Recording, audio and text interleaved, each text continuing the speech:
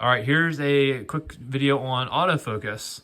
Now, autofocus is great because it's pretty much automatic, but the downside is that it's noisy on this camera. It doesn't affect the video in the back, but it will make a sound the congregation can hear. So I'm going to defocus it.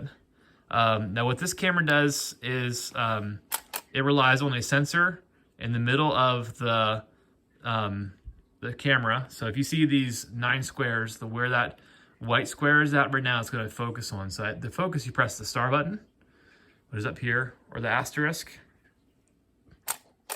And you can see that green button is where it's focusing at. Now that's pretty cool. I'm zooming in here. That's in focus, magic. And again, I'm gonna try it over here.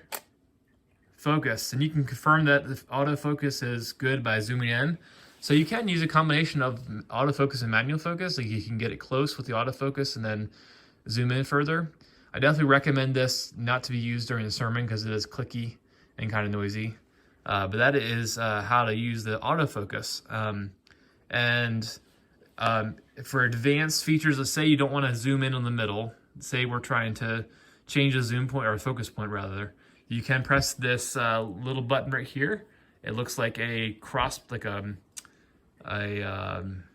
cross point for target shooting, and you're just going to press it. You'll have a nice, cool display, and you can choose which focus point you want to use. That's kind of an advanced method. I keep it usually on the center, and like I said, press this asterisk or star button, and it'll focus.